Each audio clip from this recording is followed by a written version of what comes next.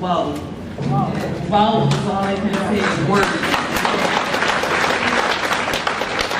Thank you so very much, Brother Hassan.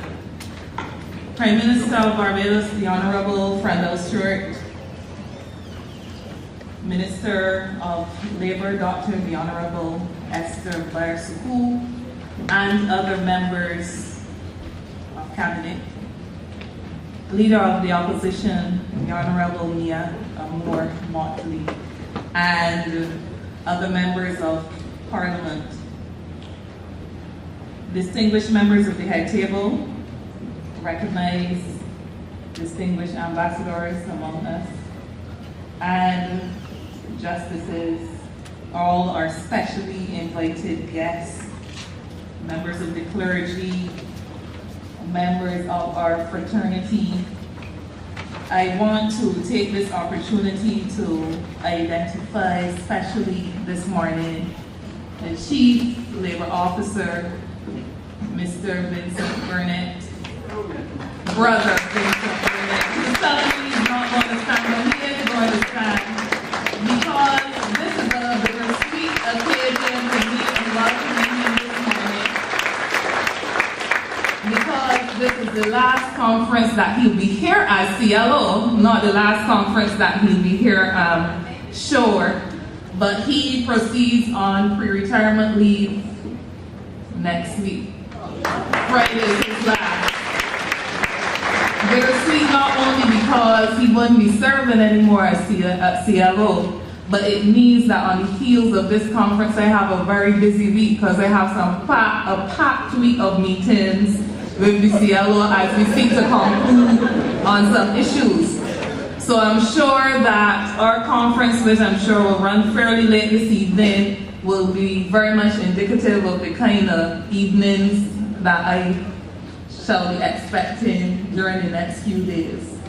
So my husband has my excuse. That was my way of getting my visa. Thank you. This morning I am thrilled to be bringing these remarks to this annual Delegates Conference in the year that marks our Platinum Jubilee, our 75th anniversary. The BWU is particularly thrilled that this milestone can be observed during a year when all Barbadians have occasion to celebrate our sovereign independence.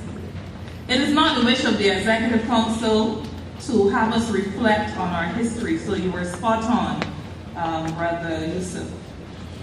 The BWU is looking at this 75th conference in a different way.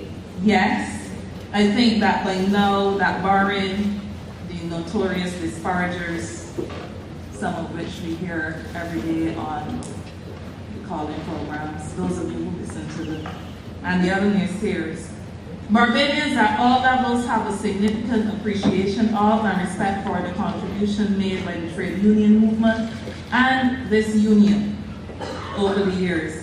A contribution which allows us all, by no small token, to celebrate the pride of nationhood. Instead, the Executive Council would have us regard this conference as one in which we can reap the benefits of what is referred to as a philosophy of contemplative learning, where outcomes are derived from merging experiential learning with careful introspection.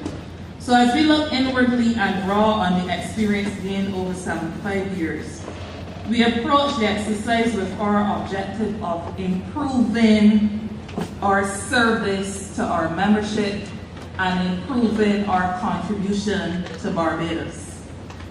So our theme, clear focus, renewed drive.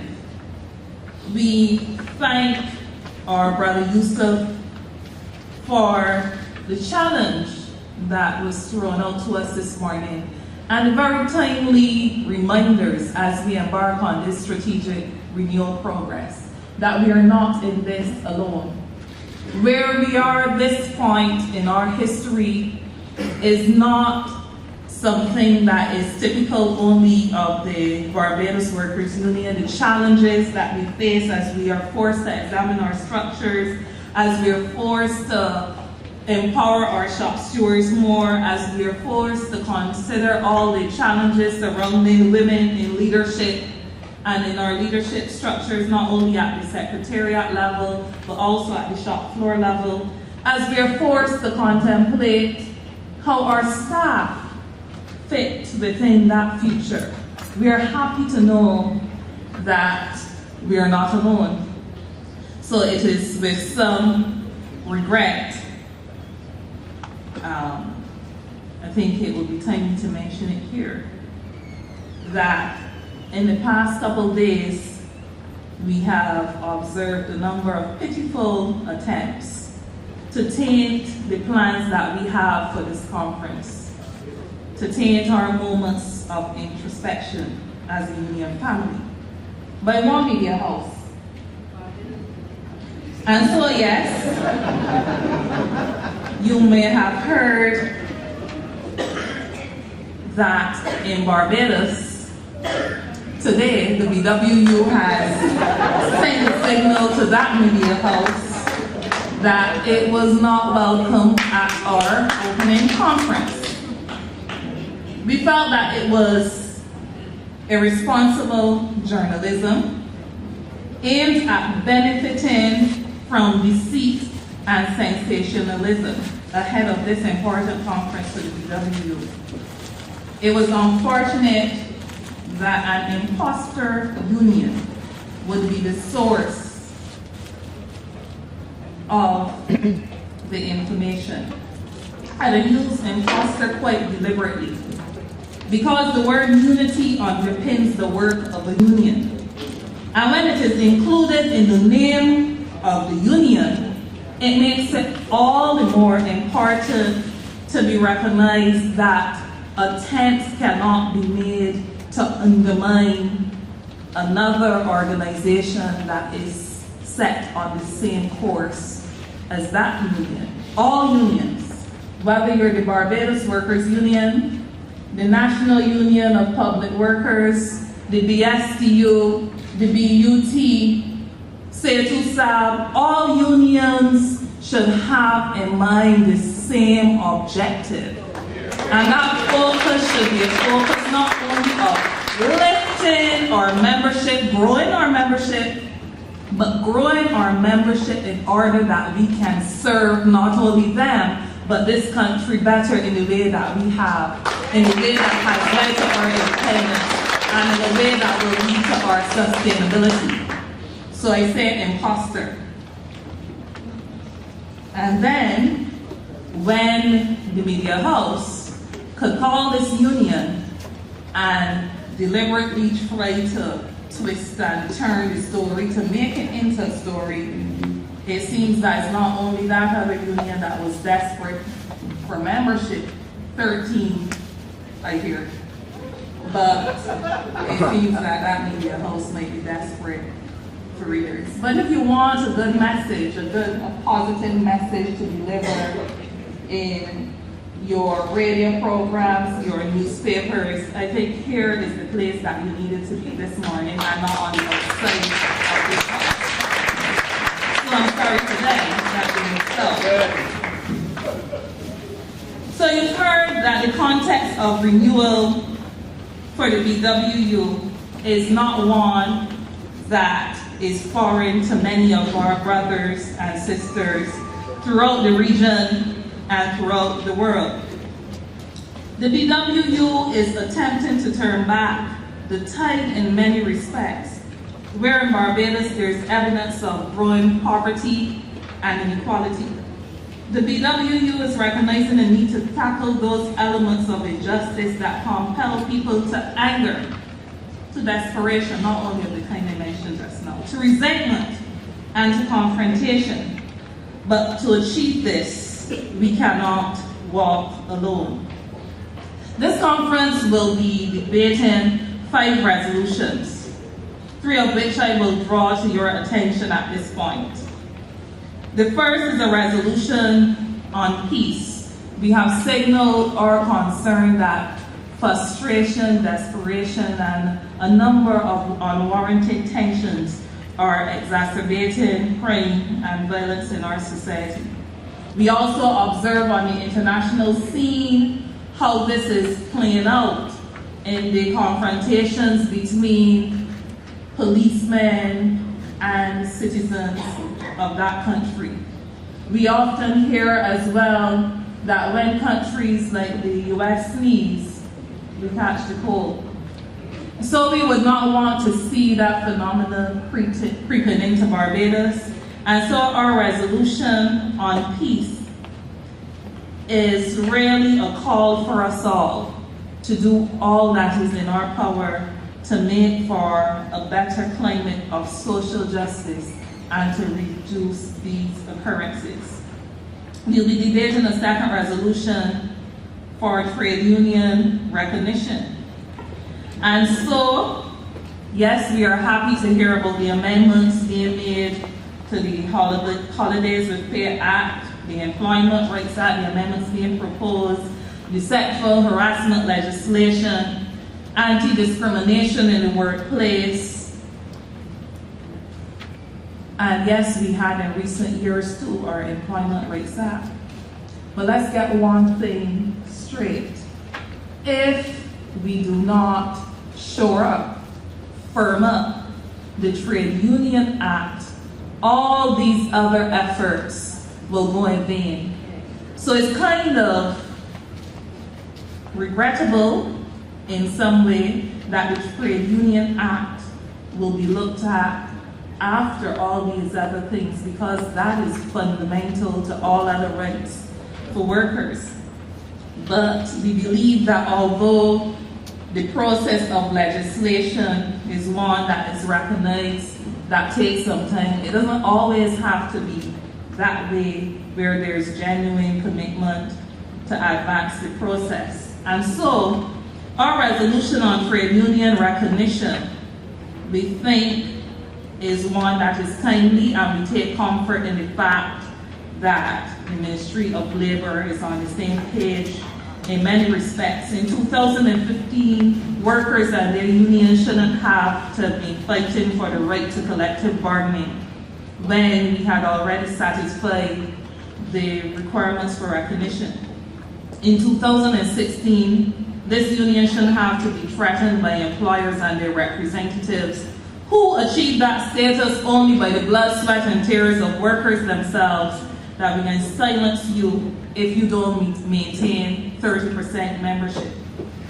Our third resolution calls for agency legislation.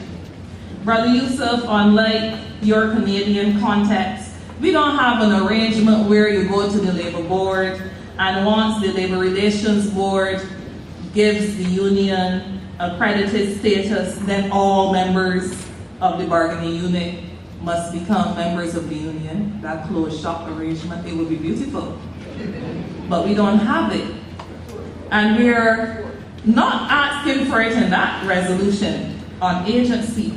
What we are recognizing is that, and this is not an attempt to disturb democracy in any way, but we have had a situation over the years in which there have been too many free riders, and I make no apology. We have had a situation over the years where on the sacrifice of a few, others continue to prosper, not given any interest, I won't use Hassan's language, but not given a single thing about those who continue to sacrifice, but who continue to benefit and who continue at times to tear down whenever the moment arises. So this conference is throwing out a challenge to those who can make the legislation happen, not only to enhance the Trade Union Act and to make sure we concretize trade union recognition so that we don't have to be out in those little stupid fires in this day and age. But we are saying that as it relates to, what's that? Exactly. We are saying as it relates to the strengthening the trade union movement as well. Another good gesture would be to make sure that we approve that call for agency legislation. We're not asking for the juice. If you don't want to give us the $26, give it to the Cancer Society or the Diabetes Association. But give it, because if we're going to benefit, sacrifice must be carried by all. Right, Prime Minister? So I just want to recognize the presence of our Prime Minister, of course, and the distinguished members of Parliament, representatives of both political parties, the hopefuls, my brother and school colleague, I see here as well, Brother Strong. We share the same Wambi and many classes together at that other institution of note. We will remember that the BWU was born out of the Barbados Progressive League as an economic section which was later registered as the Barbados Workers Union. How can we forget that over the years we appear to be more strongly affiliated to the Democratic Labour Party, as we had many senior members of staff serving as members of Parliament on the DLP ticket. And while we record our tremendous appreciation for the time that you all have taken out to celebrate with us here this morning, it will mean so much more to us if we can see the demonstration of your affinity to the BWU, not only in these good times, but we would like to feel your kinship as demonstrated in the commitment you make and that you keep to the people that elect you. And I think that's important to say because we are swiftly approaching the season of promises. And the Barbados Workers Union will not allow its membership to be beguiled.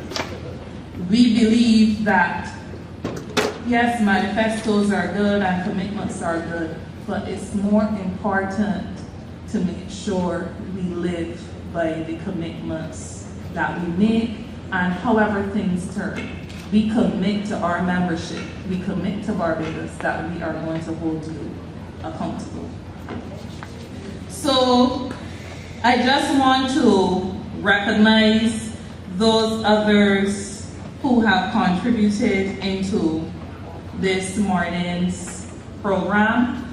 We want to keep it tight. We are a bit over time already because we have a lot of work to do as we debate our resolutions today and discuss our report, because on day 2, next Saturday, business section only, our members will be helping us hopefully define some of the challenges that perhaps we have not contemplated as an executive council and staff of the BWU, and helping us to fill in the blanks in many ways to a number of questions that we will have, and help us to define the way forward for this organization, not only over another 75 days, but also over another 75 years. But we want to express our sincere appreciation to you, Minister, for taking the time out as usual to come and celebrate these different milestones with us. We thank you for your comments. We thank you for your stated commitment, and you've already heard that we are going to be on you to follow through, and especially within the next 16 months. not knowing how things could turn. Brother Bias, we want to thank you for taking the time out with us and for seeing the Barbados Workers Union as being so important and critical in the work that the region of the Americas has to do and that the region of the Caribbean has to do in particular, and for bringing special greetings and reminding the comrades here, as both you and Brother Hassan have done, that the Barbados Workers Union is not only strong because it's the largest union in Barbados, but because its influence extends throughout the region and will continue to do so internationally.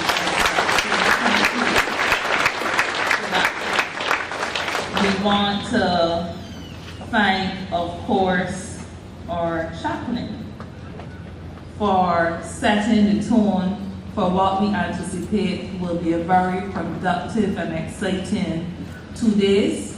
We regret sincerely that you could not be entertained by our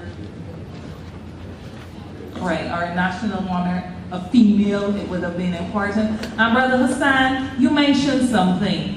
You mentioned that when you look at the structure of the Canadian Labour Congress and its formation, and you look at the pictures and so on, you don't see a lot of females represented, but you're seeing that shift now. Does anybody notice anything about our head table?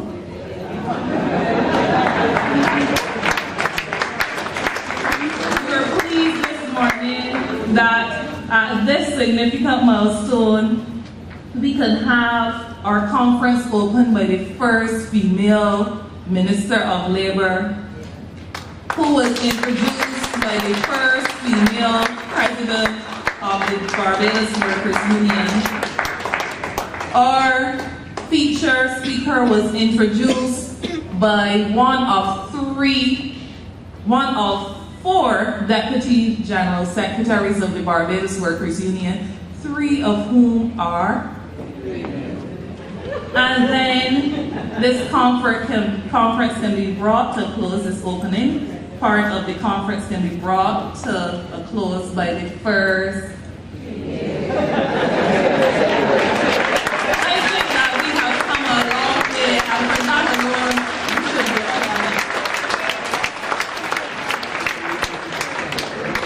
Of course, I will want to take time out to thank those who set the atmosphere by making it look a whole lot fresher and beautiful as we came in. Those members of staff who didn't sleep last night as they tried to make sure that everything was in order for what we recognize would be a fairly big one for us. We want to thank all those, therefore, who have worked and who will continue to work to ensure that this conference is a success and that we recognize the objectives that we have set for ourselves. To the media, we look forward to reading and listening to your very positive stories of our events here today, and we look forward to continually welcoming you into our fold, knowing that you will represent us well in your statements. Continue to practice responsible journalism. To all of you, I wish you a very pleasant day. God's blessings to those who will stay with us. There is a break provided by the Gender Committee, but that should not be a paid one. They have asked me to indicate that should not prevent you from joining us back here at 12 for a prompt start to our business session. Well, I'm being told 11:45 because if I say 12, I know that persons will be trickling in. But we have tried to set a different mood in here that when we say 9, it is 9, and I know we've been falling back on that, but we want to make sure that we can come back. It is now 25. That clock is right? It's 25 minutes after 11, so let's say 11:45 to give our distinguished guests enough time to leave us and then for us to get into our business session. Before you go, am I forgetting anybody? if I have everybody go with God. Have a beautiful day.